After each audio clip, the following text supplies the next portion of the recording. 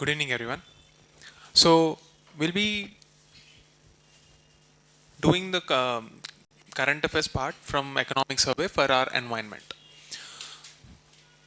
In the chapter 10 of our economic survey this year, we have to pick up some important trends which can be asked as prelims questions. And the associated concepts which can be used to trap students can also be studied at the same time. Okay, this is the context of our class today. This will be a session where I am expecting that you will go back and do some homework, because unless and until you develop this multidimensional thinking wherein you combine environment with current affairs and the traditional geography, you won't be able to escape the traps that UPSC lays for you.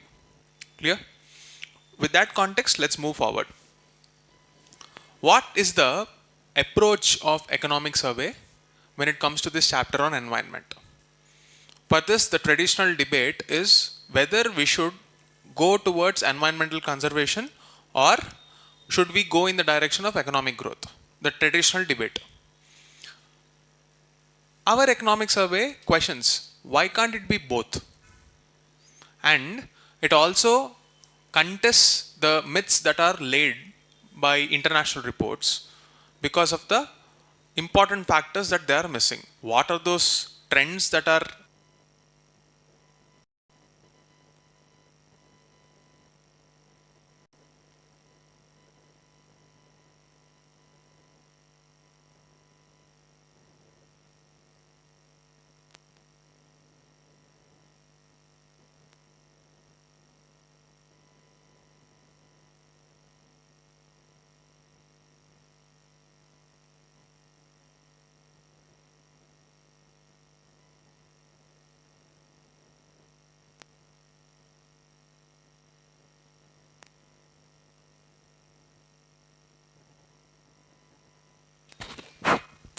okay, like we were discussing,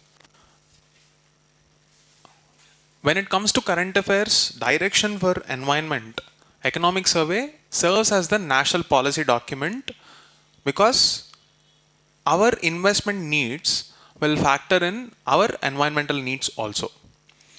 The traditional debate of environment versus economy is questioned because India believes that we can achieve economic resilience through the environmental route too.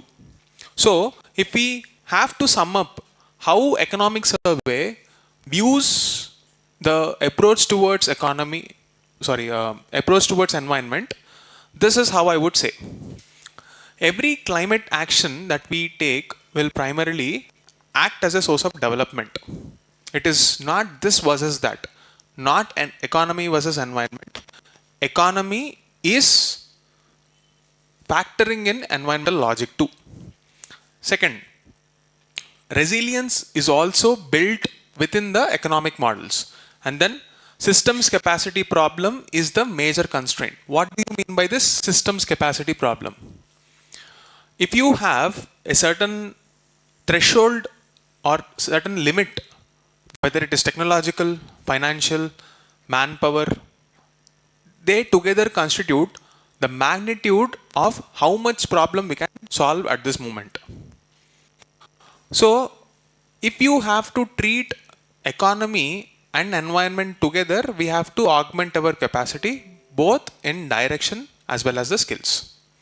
This is what economic survey says. So, the questions, trends, as well as the pointers where traps can be laid, all of them will be combined here. So, if I have to start with some facts, what are the facts that we have to focus on? And what are the major sources for capturing these facts internationally as well as nationally? This is what we have to see. The first trend is low per capita emission. What do you mean by this? Let's say we are producing some quantity X amount of greenhouse gas emissions. If you divide it by population, you will get the per capita. Given how big our population is, proportionately when you speak, our per capita emissions are pretty low. Compare that to some other country like US, where the population is hardly 35 to 40 crores. They have significantly higher per capita emissions. So, if the entire globe is treated as a system and we have some A units of greenhouse gas emissions threshold, like you are allowed to emit only this A, majority of them are taken up by the so-called developed countries.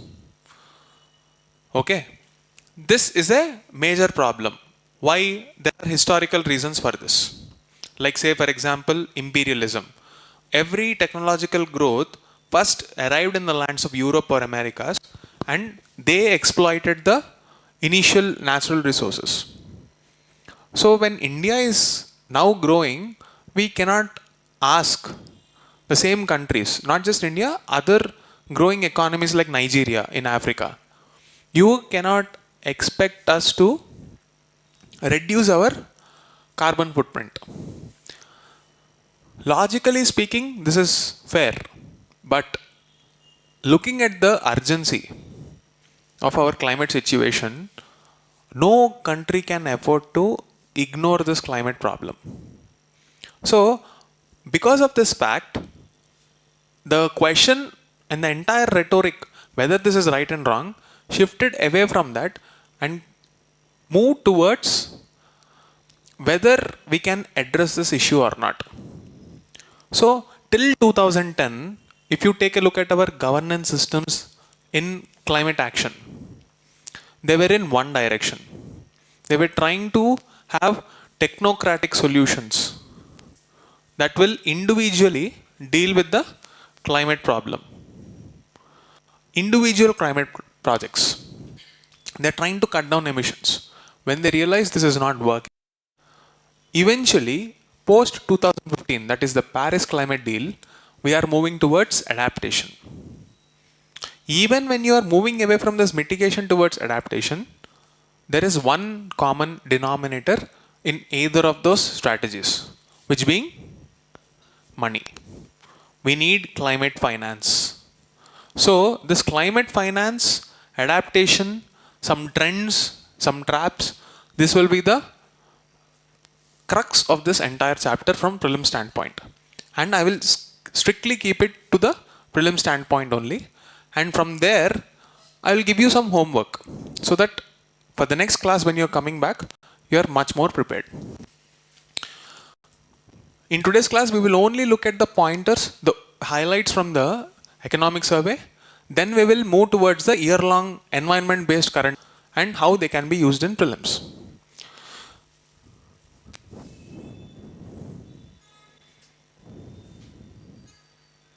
Right.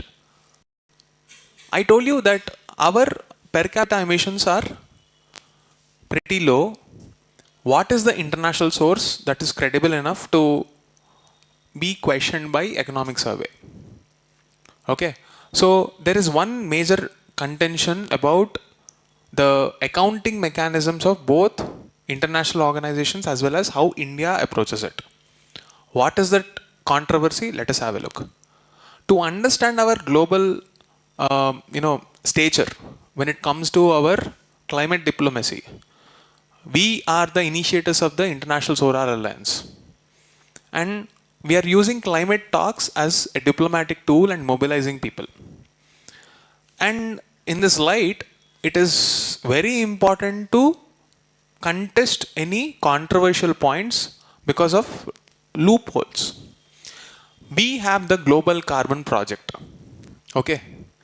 There is one study by Global Carbon Project which says that there is a significant slowdown in India's fossil fuel.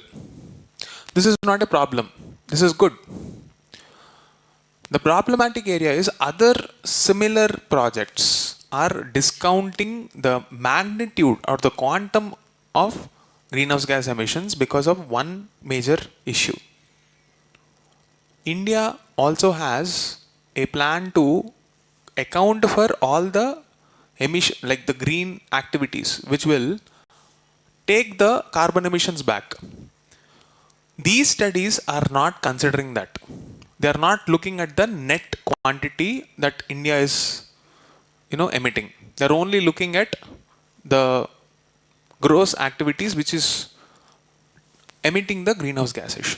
So this is contested by our economic survey, and they bring about the concept of land use change and forestry.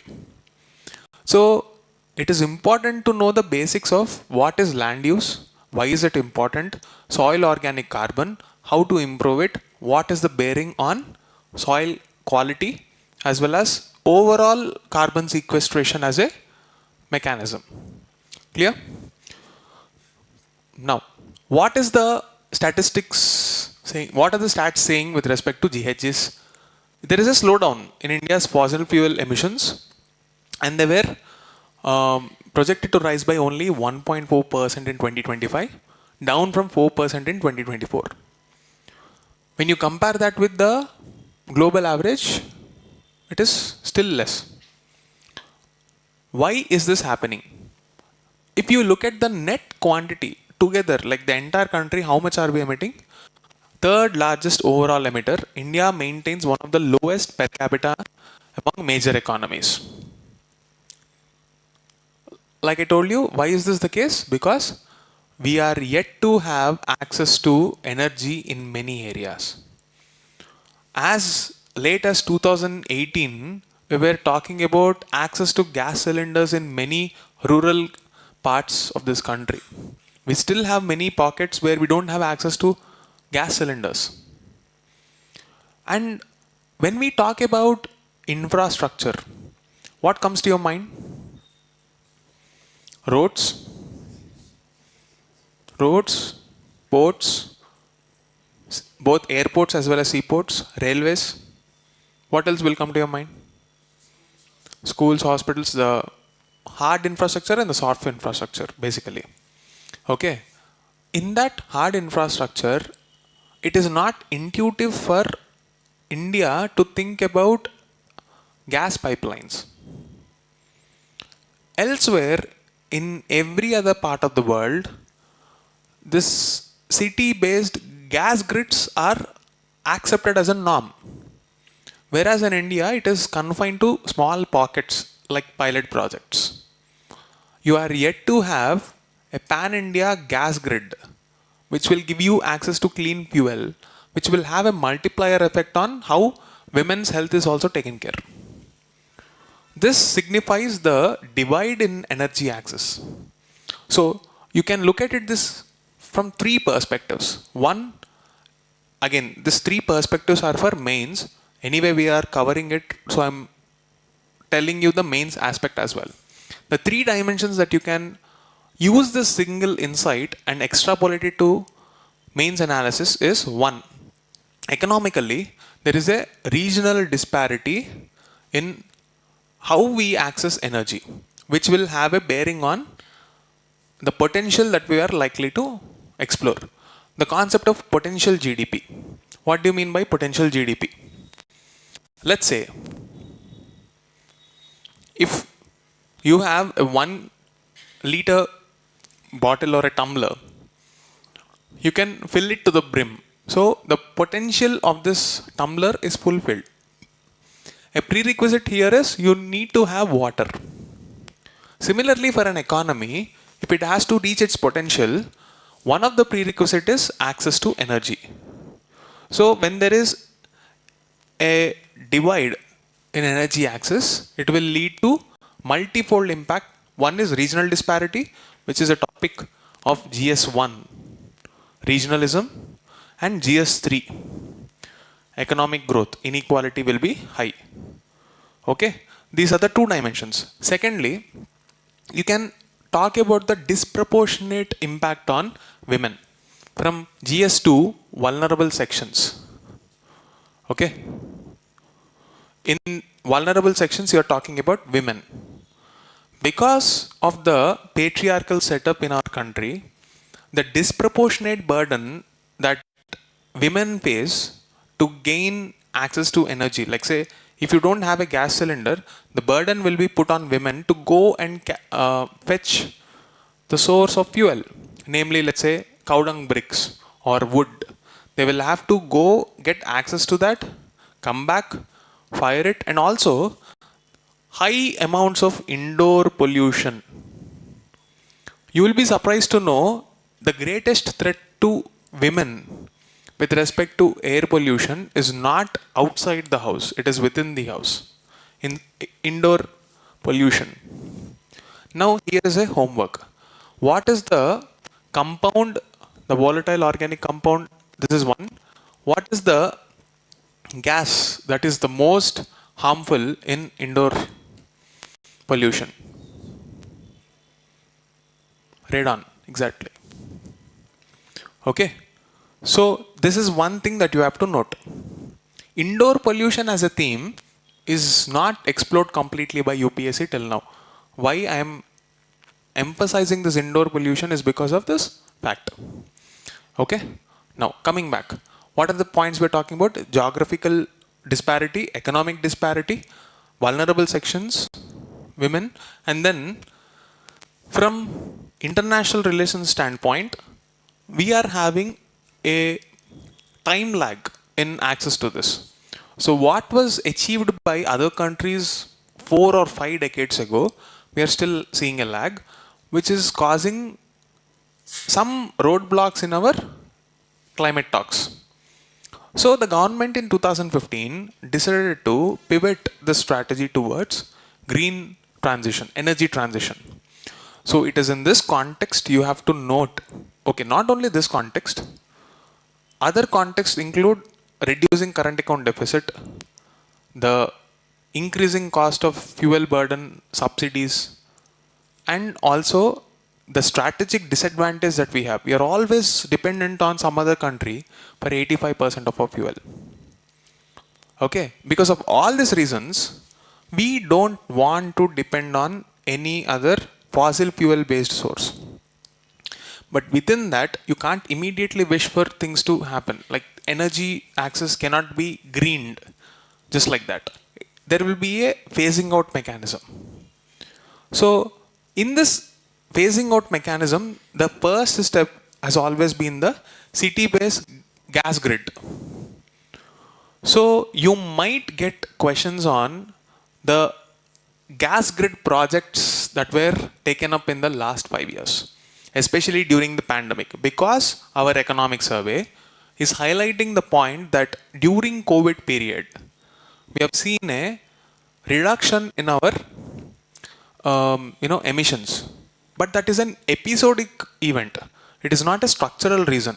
What do I mean by this? If there is a statement which says that greenhouse gas emission reduction during the pandemic is episodic but not structural, it means that entire world is locked down. It doesn't mean that together as an economy, we have become much more efficient in dealing with our pollution problem. That is not the meaning.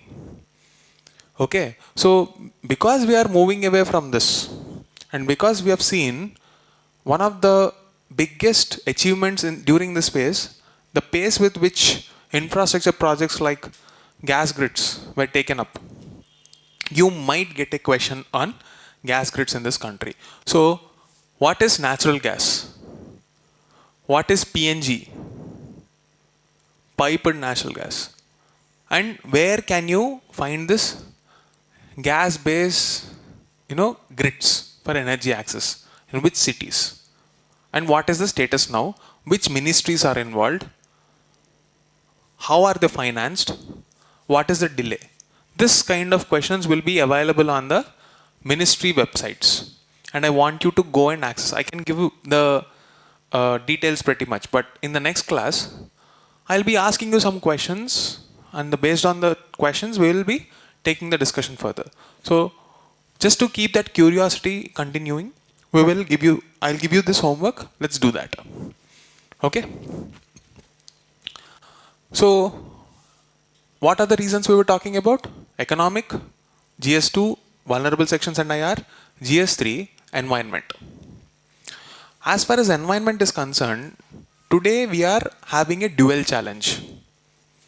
Should I move towards complete green transition? I wish. Energy Atmanirbharta cannot be a reality today because one, we are dependent on coal. So if you have to look at the step-by-step process, step number one would be phasing out coal. But even before that, before the pollution gets even more worse, you have to implement stringent pollution control norms in existing thermal plants. Otherwise, what will happen? SO2, acid rain, volatile organic compounds, all this will become a major challenge. So phasing out coal is a major challenge.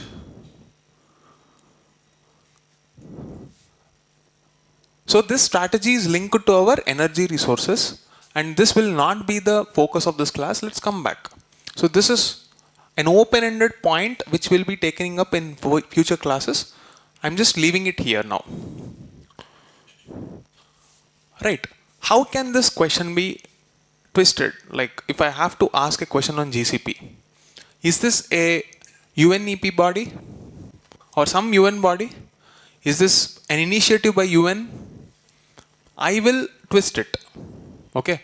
Remember that individual scientific projects are rarely taken up by UN main bodies.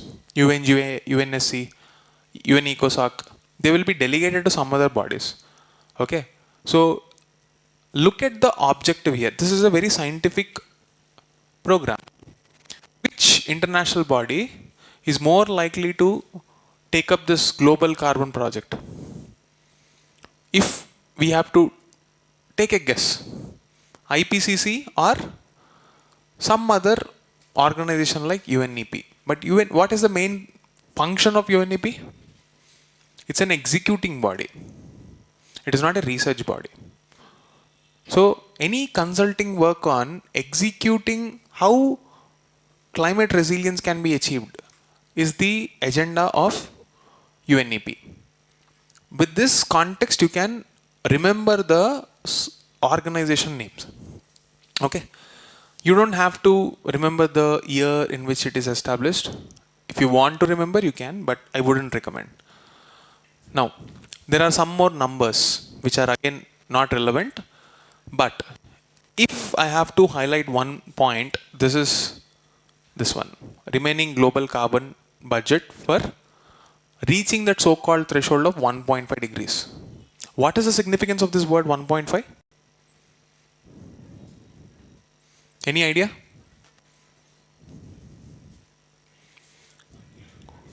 Yes?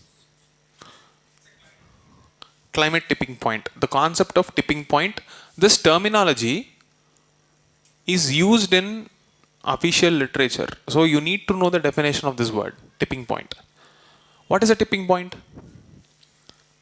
A threshold beyond which the system will never come back to its normalcy. So if we are reaching this global temperature average increase of 1.5 degrees Celsius, the world is unlikely to come back to its original stage. What will be the implications are multifold. Many financial models, many economic models, some like temperature models, in every respective field, they are making their own analysis. This will be the economic cost, environmental cost, social cost, etc., etc. But none of them will paint a good picture because the life as we know is going to stop. And in a future that is so uncertain, we cannot predict anything with certainty. That is the reason why all the countries are coming forward. These are the points that you have to remember. You might feel like these are all small numbers. Why are we going in depth? Your ability to surround all this peripheral facts and anchor that to this simple fact is going to help you in logically eliminate the options, even if you don't know the name of the organization. Especially this backstory and the present context, when you're linking it to the concept, the story will help you in eliminating the options in prelims.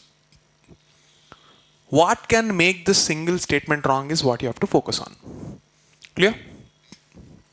So, if I have to curate questions on trend-based questions for environment, this is one thing that I want to highlight.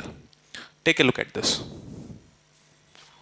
Average annual growth of 6.4, whatever may be the statistic, in the decade before the last one and in the last decade.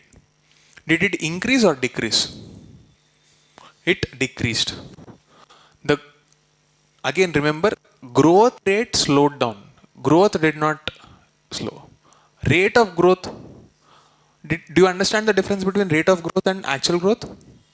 Let's say year on year, if you are expecting some X percent, let's say today it is 100, next year it is 110. On that 10%, just like that, it keeps on increasing.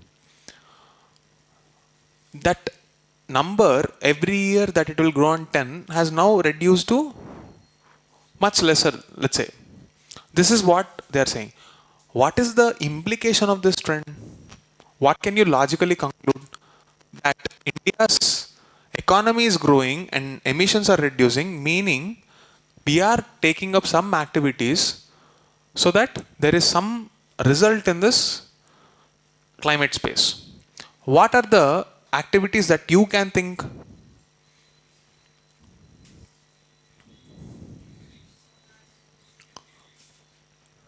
Can you tell me the major approach of dealing with climate change? What was the flagship program? National Action Plan for Climate Change. How many submissions are there in that? Out of all those 8 missions, what is the most significant contribution for this change?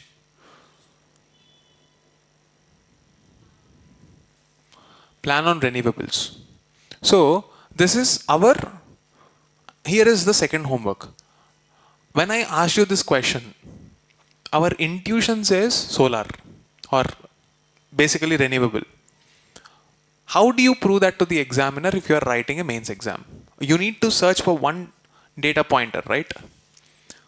How can I substantiate my claim? This is what you should be focusing on. Ideally, what metric will you search to prove your claim? See, you said that emissions reduced, and when I asked you this question, you are saying that it is because of renewable energy. My question is, how do you know? Do you feel or do you know? Energy mix will tell you about the composition of our supply. Maybe you should think of a better metric. So these are all input side of generation. I'm talking about the output impact. How will you attach that? Is there any study which says that because of investment into renewable energy, this is the reduction in our emissions? This is the study that you need to put your focus on. Because till now, none of the official documents focused on asking this question. Are we really making any progress in terms of carbon footprint in general? Because any anthropogenic activity will have some carbon footprint. So, if you are saying that we are moving away from fossil fuels to non-fossil fuel based economy, are we sure that the carbon footprint is going to be reduced? Or are we moving towards higher carbon footprint? This is one question we need to ask. The answer for this is not yet clear. So, when the answer is not clear, how will UPSC use that as a base for creating a question? This is one thing. Now, there is one chapter in economic survey, the 10th chapter, and under that, renewable energy is one topic. I want you to read that paragraph. With this question in mind, read that paragraph.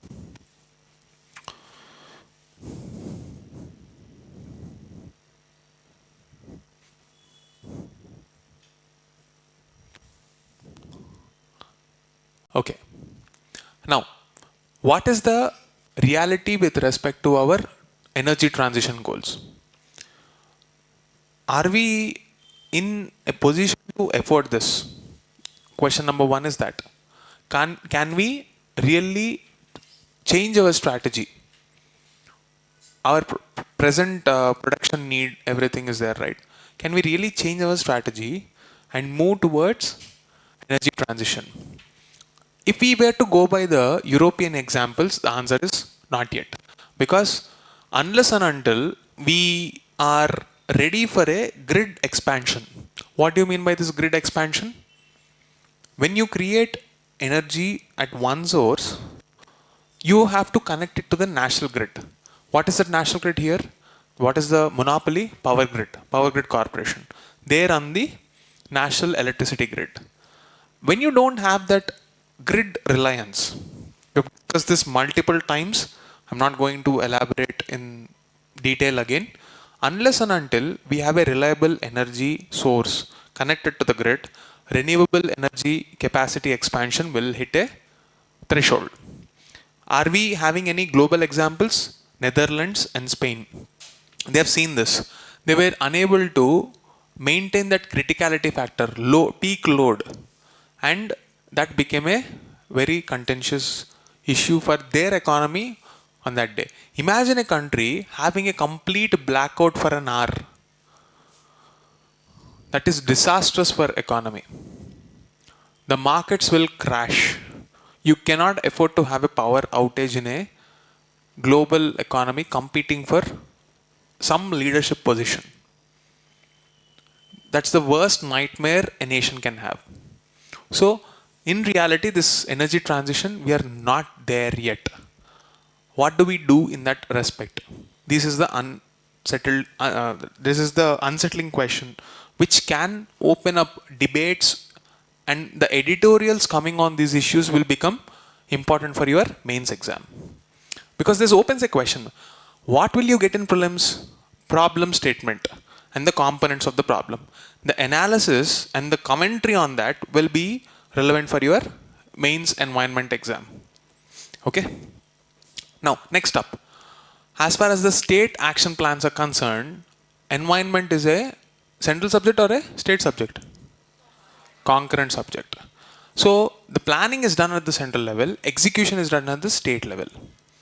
Like I was talking about how there was a transition in 2015, post 2010-2015 phase, from mitigation towards adaptation, you need again data to substantiate that claim. That is achieved through understanding how the focus was of state action plans for climate change before and after. If you look at them, previously they were mitigation based, now it is adaptation. Their standalone projects were there, now you have a pan district or entire district is involved. District became the planning unit for executing any adaptation based strategy. Okay, and because they need money, they are integrated with the finance departments and funding is given at appropriate times. However, is the money sufficient? Not really. We are still almost needing 300 to 365 billion US dollars every year. And that's not enough. And how much is available? Barely a fraction of it. Therefore, the conclusion that we can make today is India still relies on government funding for adaptation, which is just not enough.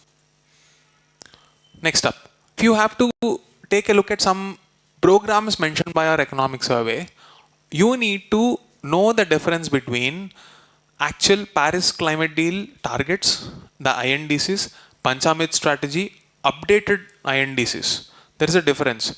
This is the table. I want you to mug it up because that table will become. I usually say numbers are not important, but this table and the targets are important because these are the binding targets for us. And when such binding targets are given, you might get a question, and I rarely ask you to mug up numbers. This is one of them. Update the numbers, statistics, and check. Okay. Apart from this, in the past few years, you are having some programs like Mishti, which is meant for mangroves. And again, in Kerala, our survey mentions a few good case studies. Ahmedabad Heat Action Plan, Kera in Kerala. There are various other projects too. I did not take them up. I am highlighting it here now because they are more relevant for your mains exam. Since this is a prelims oriented session, I am just highlighting this. I'm asking you to go to that economic survey, read it after prelims. Just note this. The static part is about NAPCC. I'm expecting that you have enough knowledge about that. I'm not covering it here. Finally, if India has to achieve this target of both decarbonization, that is pro-environmental resilience and also economic resilience, what should be our strategy? I am barely introducing this idea now and we will be leaving it to the next class. So, what is the methodology of resilience here? Whatever sectors produce lot of greenhouse gases, if we can pick up those sectors, understand their step-by-step process, each step will create some greenhouse gas emissions. At every step, if we try to make it slightly more efficient, the cumulative effect on the economy will be significant. And this is the overall philosophy of our LTLEDS, long-term low emission developmental strategy, the overall decarbonization strategy. And this is not new. This agenda is fixed. This is there in news since last 3-4 years. And everything like mission life, etc., is a part of this. This is the umbrella philosophy, and the entire current affairs with respect to our pollution management, sustainability debates, everything will fall under this. This is the framework under which we have to prepare for every topic. A few days ago, for example, there was an article from the Hindu about green steel. What is the utility of that article? How can questions be asked? What are the processes? How can efficiency be brought out? What are the government measures? These are the various ways in which we will be dealing with this topic. Okay? That's it for today. Thank you.